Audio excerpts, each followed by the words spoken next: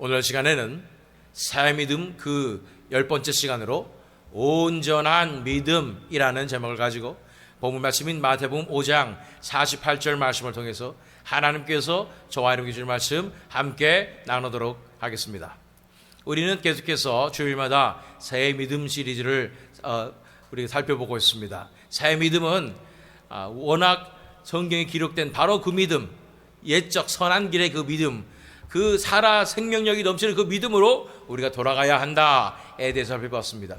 우리가 고착되어져 있고 우리가 생각했던 그런 헌 믿음이 아니라 새 믿음으로 돌아가야 되는 줄로 믿습니다. 이 새 믿음에 대해서 지난 시간에 우리가 살펴본 것은 거듭남이었습니다. 그래서 정말로 하나님으로부터는 그 씨앗이 심겨져야 하고 우리가 새 생명이 이제 우리 안에 시작되어야 된다. 놀란 회심의 역사가 있어야 된다라고 살펴보았고 이제 간절히 기도해야 된다고 살펴보았습니다. 오늘은 이 새 믿음에 대해서 산상수훈에서 예수님께서 해주신 말씀에 따라서 우리가 생각했던 그런 보편적인 믿음이 아니라 정말로 하나님께서 우리에게 요구하셨던 것은 바로 이 온전한 믿음이었구나라는 것을 우리는 살펴보는 시간 갖도록 하겠습니다. 본문 말씀을 살펴보면 마태복음 5장 48절 말씀입니다. 그러므로 하늘에 계신 너희 아버지의 온전하심과 같이 너희도 온전하라 말씀하는 것입니다.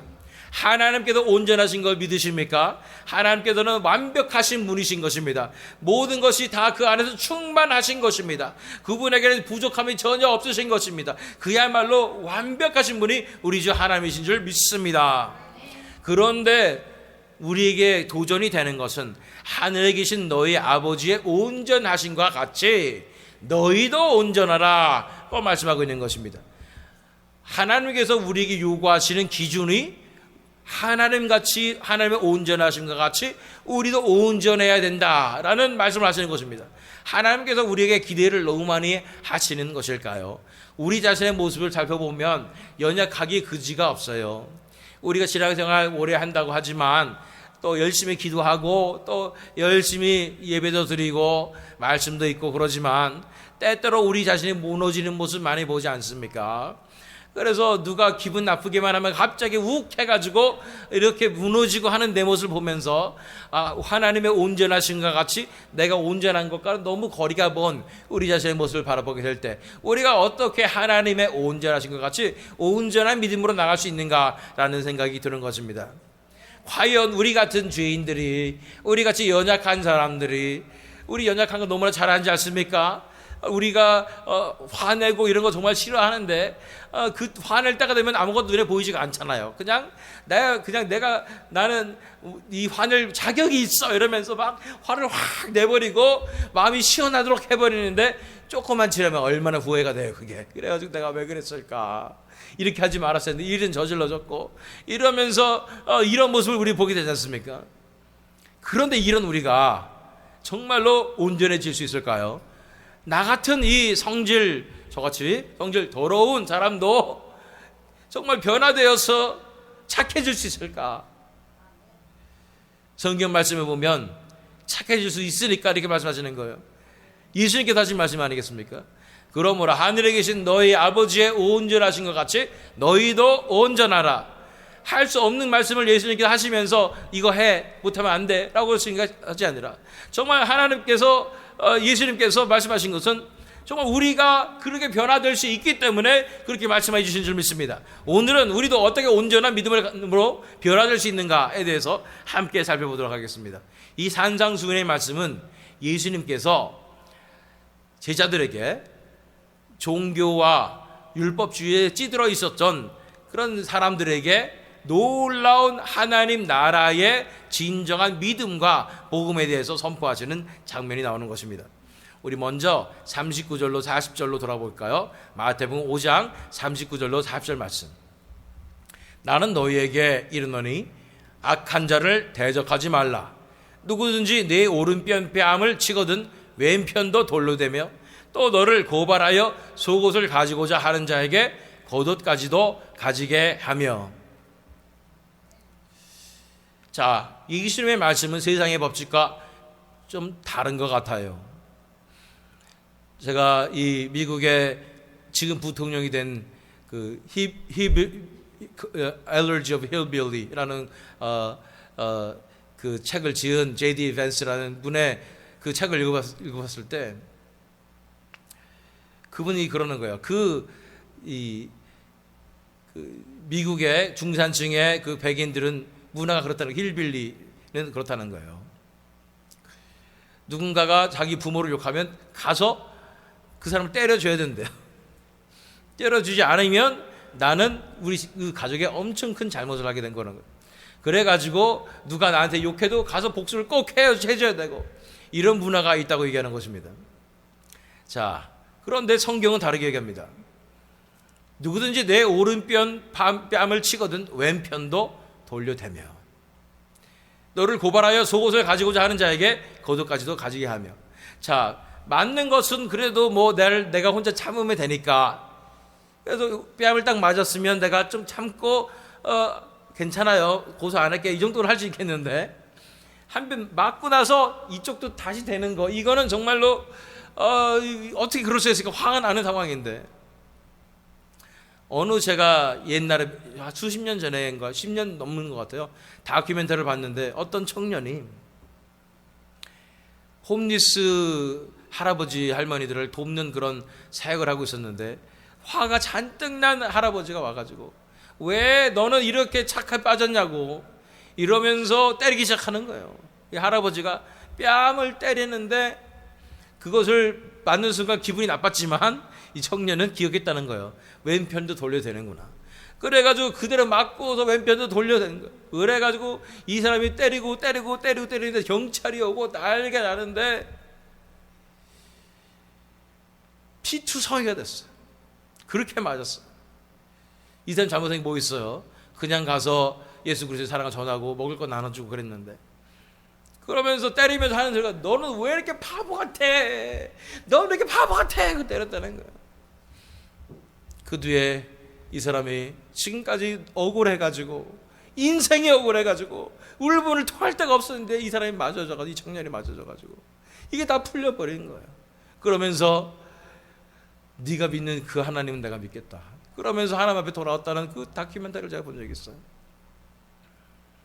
세상의 방식과는 우리는 다릅니다. 오른편 뺨을 치거든 왼편도 돌려대는 것이 진정한 신앙입니다. 이 정도 돼야 신앙생활 하는 거 아니겠습니까? 남이 나를 나쁘게 해코지 한다고 해서 나도 바로 가서 해코지하고, 이거는 신앙인의 자세가 아니라고 말씀하는 것입니다.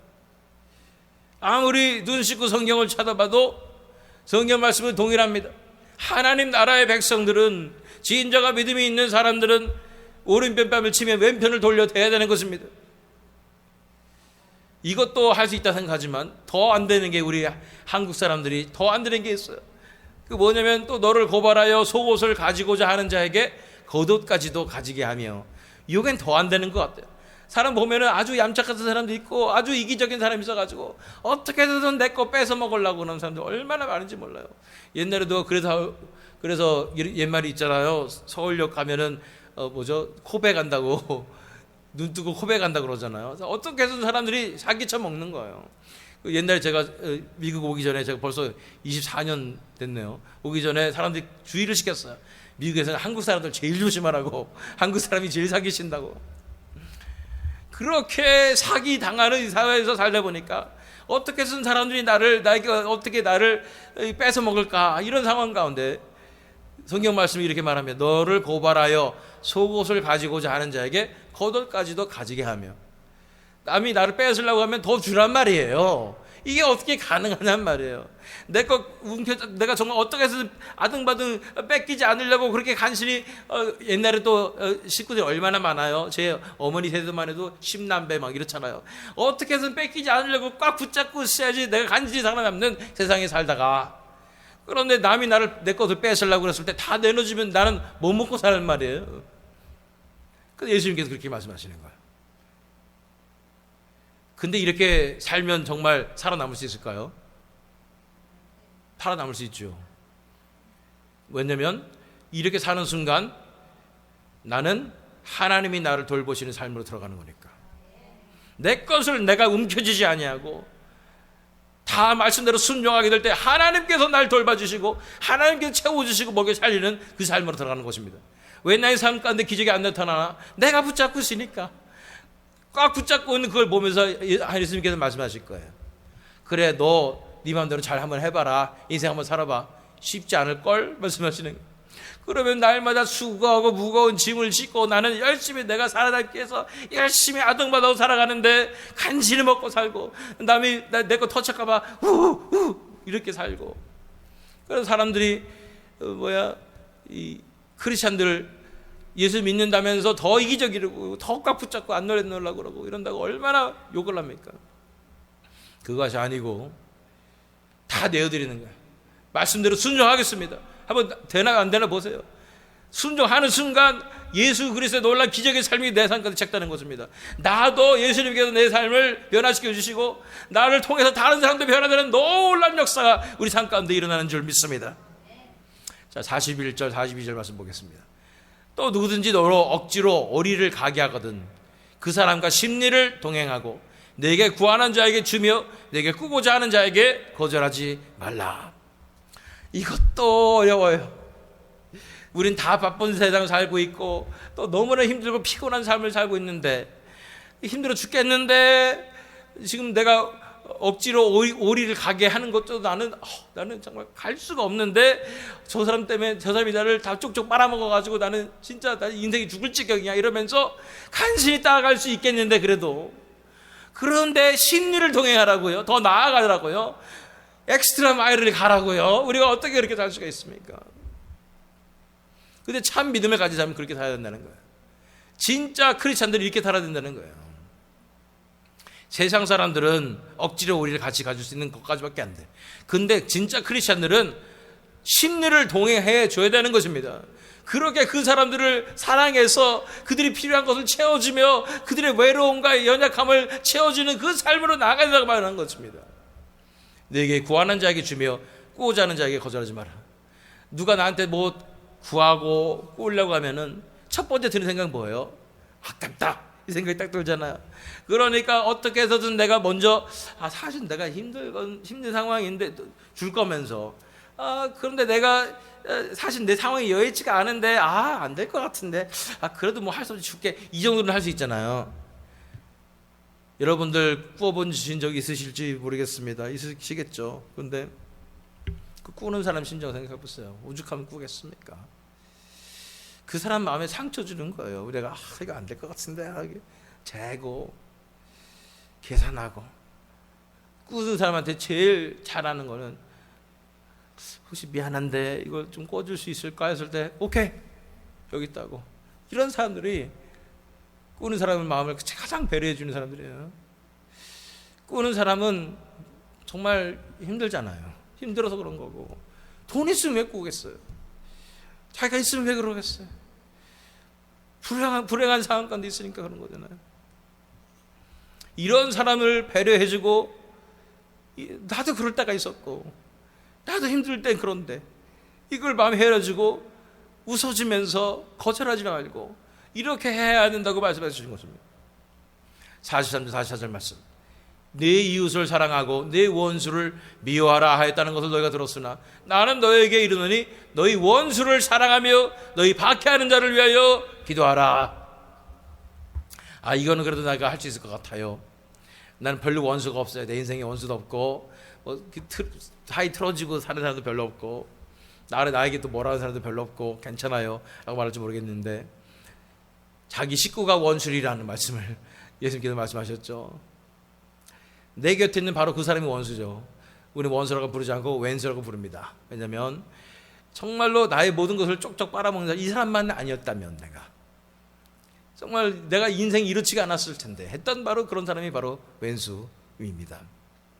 그 사람은 내 인생을 이렇게 망가뜨린 바로 그 사람입니다.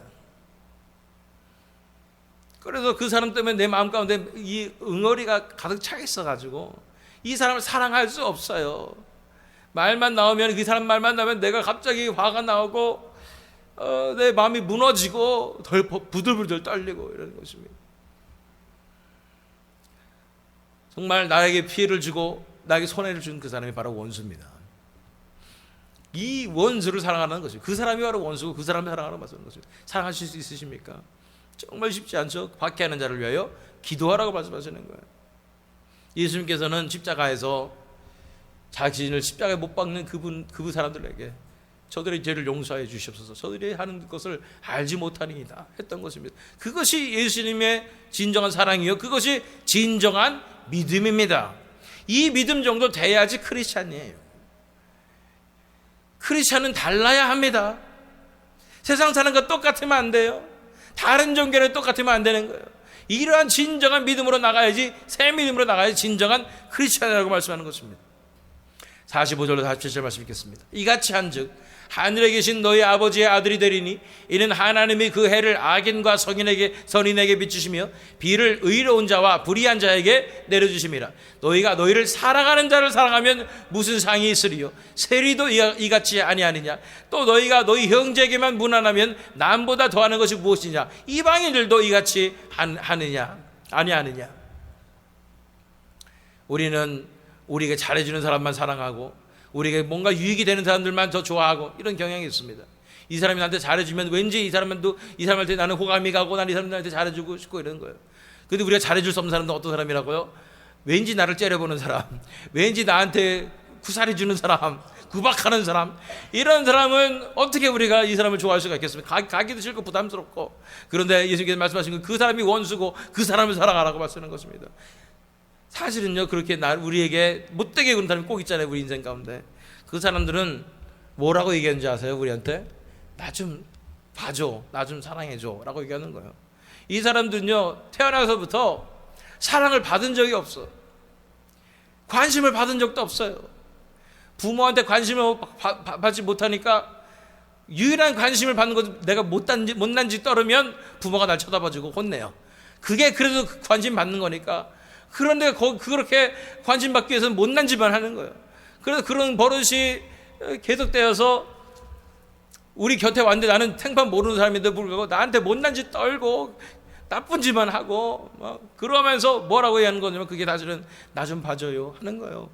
나 외로워요, 나 좀 봐줘요 하고 있는 거예요. 근데 우리는 그 꼴보기 싫으니까 아우 저런 사람이 세상에 저런 사람이 다 있나 이러면서 떠나게 되는 거죠. 그럼 그 사람들은 모든 사람한테 다 그런 버림이 나가니까 얼마나 외롭겠어요. 이런 사람일수록 진짜 외로워서 아무런 친구도 없고 막 이런 사람인데 하필이면 나한테 왔는데 내가 또 크리스찬이라서 뭔가 크리스찬들은 뭔가 해줘야 될 것 같아가지고 모셨는데 보니까 완전히 그런 진상이 없는 거예요. 이런 사람 사랑해줘야 된다는 거죠. 그들을 사랑하면 그들이 마음이 열리면 오래 걸립니다. 사실은 하루 한 번, 두 번 되는 게 아니에요. 우리가 거짓말로 사랑한다 생각해도 되는 게 아니에요. 그 사람들은 사랑을 믿지 못하기 때문에 믿을 때까지 진상짓을 떱니다, 우리 앞에서. 그러나 그들의 마음이 열릴 정도로 정말로 예수 그리스도의 진정한 사랑을 사랑한다면 그들의 삶이 완전히 변화되는 것입니다. 그들도 진정한 사랑을 처음으로 깨닫는 거예요. 그들의 마음이 열리는 것입니다. 그들도 예수님의 사랑을 우리를 통해서 깨닫게 되는 것입니다. 그런 영혼들 하나님께서 너무나 사랑하시는 영혼들이에요. 한 번도 사랑받지 못했던 그 영혼들. 그래서 하나님께서 우리 곁에 보내주시는 거예요. 내가 사랑하는 자녀인데 네가 좀 사랑해 줄 수 있겠니? 하고 보내주시는 거예요. 그 영혼 우리가 내치지 아니하고 너무 괴롭고 힘들죠. 맨날 상처받는 말만 하고 내가 힘든 말, 내가 가슴에 와서 목이 박히는 그 말 너무나 잘 알고 있어요, 그 사람들은. 그래서 가슴에 호흡에 파는 거예요. 그냥 맨날 그런 말만 하고. 그래 나는 너무나 힘들게 하지만 그렇지만 내가 정말 이 영혼을 하나님께 나한테 보내주셨기 때문에 내가 이 영혼을 끝까지 사랑해드리라 마음으로 끝까지 기다리고 인내하고 그렇게 사랑해줄 때 그 영혼이 드디어 하나님의 사랑을 만나고 예수님의 사랑을 만나서 변화될 수 있는 것, 이것이 하나님께서 우리에게 바라시는, 크리스천들에게 바라는 그런 삶인 것입니다. 그러니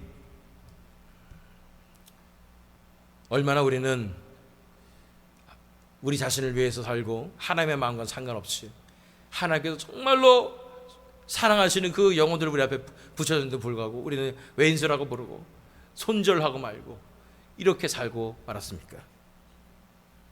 자, 그런데 그 구절 바로 뒤에 말씀하시는 게 이런 거예요. 그러므로 하늘에 계신 너희 아버지의 온전하신 것 같이 너희도 온전하라.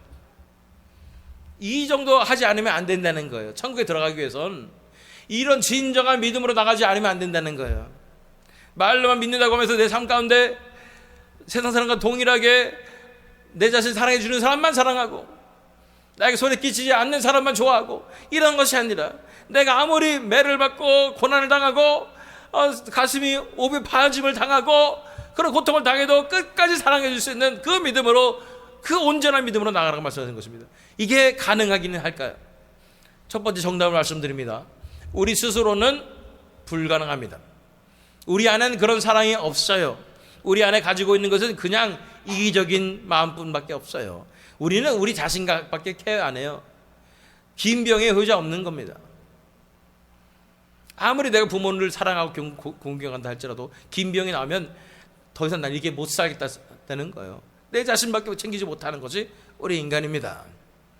우리 스스로 이 이타적인 사랑을 해낼 수가 없어요.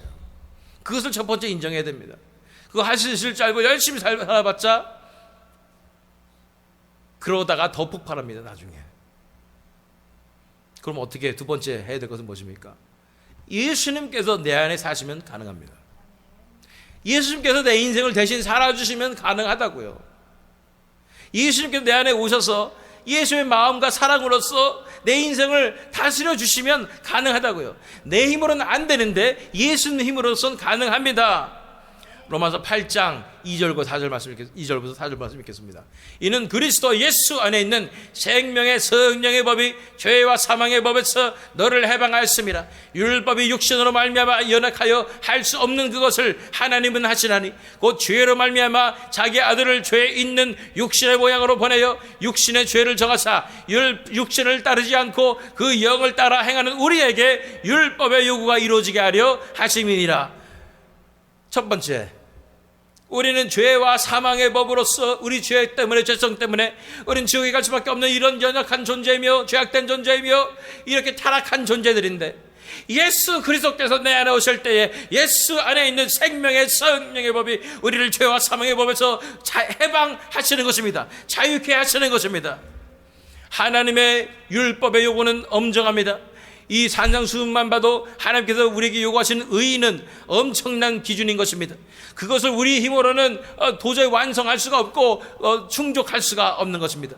그런데 보세요. 자기 아들을 죄에 있는 육신의 모양으로 보내요 육신의 죄를 정하사 육신을 따르지 않고 그 영을 따라 행하는 우리에게 율법의 요구가 이루어지게 하려 하심이니라. 쉬운 말로 얘기하면 우리는 죽었다 깨나도 이 산상수훈의 삶을, 거룩한 삶을, 진정한 믿음의 삶을 살아갈 수가 없는데, 예수님을 우리에게 보내주셔서 우리 자신에 의해서 살지 않고 이제 더 이상 이제 예수님을 의해서 예수님께 인생을 맡겨드림으로써 예수님께 다스리시는 인생을 살아가는 우리에게 예수님께서 능력이 있으시기 때문에, 예수님께서 율법의 요구를 다 이루신 분이시기 때문에 우리에게도 이 율법의 요구가 이루어지게 하신다는 말씀인 것입니다.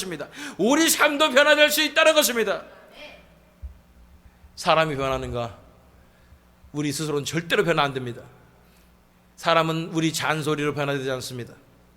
잔소리하지 마세요. 죽었다 깨나도 안 됩니다. 우리 아들도 정말 해봤는데 와, 죽었다 깨나도 안 변하더라고요. 우리 남편도 우리 부인도 그렇지 않습니까? 아무리 죽었다 깨나도 계속 얘기한다고 되는 게 아니에요. 그러나 우리가 예수님이 우리 삶을 다스리는 삶을 살게 될 때, 예수님의 생명이 내 속에서 역사하실 때, 예수님이 내 안에 살아주시니까 나 같은 자도 변화되는 것입니다. 저도 변화됐다니까요. 어떻게 저 증명할 수는 없네요. 저도 정말 개자반 같은 인생을 살았지만 저도 변화되는 것입니다. 제가 보니까 제 아내도 변했어요. 그건 제가 증명할 수 있잖아요. 여러분 보시기엔 완벽한 사모인지 모르겠는데 저는 뭐 다 아는데 이렇지 않았어요. 저는 예수님께서 역사하시니까 변화되는 거예요. 예수님께서 변화시켜 주시는 것입니다. 예수님께서 우리 삶에 역사하실 때 반드시 변화되는 것입니다. 그러니 이것밖에 없어요. 다른 우리 솔루션, 우리의 해결책은 단 한 부분밖에 없어요. 예수님밖에 없는 거예요. 예수님께서 내 안에 사시도록 내가 내어드리기만 하면 예수님께 내 속에 역사하셔서 이렇게 아름다운 열매를 맺어 주실 거예요. 우리 죽으면 죽으리다라는 책을 쓴 안희숙 여사님, 그분의 간증에 의하면 감옥에 들어오면은 사람들이 진짜 뭐 살인자 뭐 이런 여자들이 들어오잖아요. 여간방이니까. 그런데 완전히 자기 남편을 죽이고 정신이 온전치 못하게 된 거예요. 그래가지고 똥금지도 못 가리는 사람이 된 거예요, 이 여자분이. 그래가지고 들어왔는데 냄새가 나고 막 겨울에 완전 덕지덕지 막 똥오지 뭐 다 묻어가지고 막 이런 모습으로 이분이 왔는데 사람들이 다 기겁하는 거, 냄새 나가지고 기겁하는데 더군다나 정신이 제정신이 아니니까. 그래서 이 안희숙 여사님도 보자마자 나 이거 큰일 났네, 우리 감방에 안 오면 안 되나 이러고 있는데 갑자기 예수님의 마음이 확 느껴지는데 예수님이 이 영혼을 너무나 사랑하시는 거예요. 눈물이 흐르고 그래 가서 끌어안고 그 냄새난 걸 끌어안으니까 이 정신이 온전치 않으니까 막 발버둥을 치고 때리고 그만하라고 막 찰키고 난리 나는데 아픈 것도 차차하면서 끝까지 붙잡고 있는 거예요. 3박 4일 끌어안고 있는 거예요. 그 추운 그 감옥 안에서 이 사람의 발이 너무 꽁꽁 얼었길래 품 안에 그냥 가슴 품 안에 안고 그냥 그렇게 계속 그렇게 있는 거예요. 안희숙 여사가 얘기합니다. 나는 절대로 못합니다. 나 들어온 거 정말 싫어하고요. 나는 정말 깔끔 떠는 사람인데 그때 당시에 여교사 이런 분이었잖아. 그런데 예수님께서 내 안에 역사하시니까 이 죄인을, 이 더러운 이 사람을 나는 안아주게 되고 사랑해주고, 이 사람이 정말 일주일 정도 지나니까 마음을 열기 시작하는데 눈물을 흘리면서 자신의 죄를 회개하고 내가 어떻게 하다가 이렇게 못되지게 되어서 남편을 죽이고 이렇게 왔는지 이러면서 예수님을 만나고 그렇게 돌아오게 되는 것입니다. 우리는 못해요. 근데 예수님께서 내 안에 역사하신다면 우리 같은 자도 정말 예수님 같은 그 삶을 살아낼 수가 있는 거예요. 예수님 같은 삶을 살아내야 정말로 세상이 변화되는 것입니다. 왜 내 주변 사람들이 변화 안 되는가? 내가 예수님 같이 못 사니까 그래요. 내가 그렇게 기도하는 그 사람은 왜 안 변하는가? 내가 예수님 같이 사랑해주지 못하니까 변화되지 않는 것입니다. 그러나 내가 내 자신의 내 스스로의 욕망과 못하겠다는 마음 다 내려놓고 예수님 내 삶을 주관하여 주시옵소서. 예수님께 맡기면서 나가게 될 때 예수님께서 내 모습에서 역사하실 때 내 속에서 예수님이 드러나는 것입니다. 그리고 그 주변의 사람들, 그 정말 왼수 같은 사람들이 다 정말로 사랑해지는 것이고 그들의 삶이 변화되는 것입니다. 만약 여러분 삶 가운데 그런 왼수들이 있다면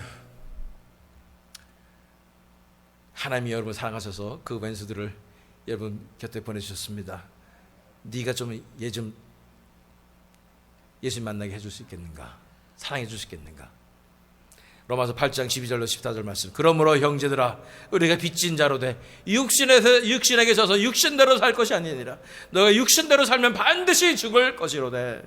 육신대로 살지 마십시오. 우리 원하는 대로 살지 마세요. 이제는 영으로서 몸의 행실을 죽이면 살리니 무릇 하나님의 영으로 인도함을 받는 사람은 곧 하나님의 아들이라. 아멘. 이제 내 세계에서 새로 시작된 영의 역사로 이제 예수님께서 내 안에서 사시는 그 삶으로 나아가게 될 때 이제 우리는 하나님의 아들과 같은 그런 삶을 살 수가 있게 되는 것입니다. 우리를 통해서 세상이 변화되게 될 것입니다. 수많은 사람들이 이 예수님의 사랑을 깨닫고 주님께 돌아오는 놀라운 역사가 시작될 줄로 믿습니다. 갈라디아서 2장 20절 말씀 읽겠습니다. 내가 그리스도와 함께 십자가에 못 박혔나니 그런즉 이제는 내가 사는 것이 아니요 오직 내 안에 그리스도께서 사시는 것이라. 이제 내가 육체 가운데 사는 것은 나를 사랑하사 나를 위하여 자기 자신을 버리신 하나님의 아들을 믿는 믿음 안에서 사는 것이라. 아멘.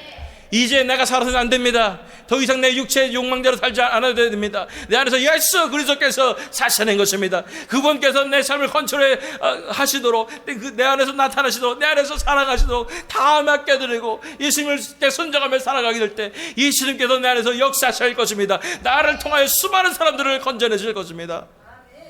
나 같은 자 어떻게 예수님 만날 수 있었을까요? 나같이 더러운 죄인 어떻게 예수를 만날 수 있을까요? 놀란 하나님의 은혜 받아서 여러분 중에 어떤 분은 또 누군가 여러분 곁에서 너무 열심히 기도하셨기 때문에 여러분들이 이렇게 여기까지 왔을 거라 생각합니다. 그래서 우리가 하나님 앞에 나오는 거 아니겠습니까? 나 같은 자도 이런데 그 우리 주변에 보내주신 그 영혼들은 누가 사랑해 줄 수가 있어요? 아무도 못 사랑하는 그 사람들, 이제 하나님께서 우리에게 보내주셔서 사랑하라고 하시는 것입니다. 마지막으로 본문 말씀 48절 말씀 읽겠습니다. 그러므로 하늘에 계신 너희 아버지의 온전하심과 같이 너희도 온전하라. 온전한 믿음으로 나아가야 할 줄 믿습니다. 그것은 바로 예수 그리스도를 전적으로 의뢰해서 그분께 인정을 내어드리고 예수님께서 마음껏 내 안에서 역사하시도록 내어드리는 믿음입니다. 그것을 통해서 정말 하나님의 온전하신 것 같이 온전한 믿음으로 나아가서 이 세상에 정말로 그야말로 빛과 소금의 삶을 살아가시는, 그래서 우리 착한 행실로 말미암아 모든 사람들이 하나님께 영광 돌리게 하시는 저 여러분 되시기를, 또한 이 새믿음 장로교 되기를 예수 그리스도 이름으로 축원합니다.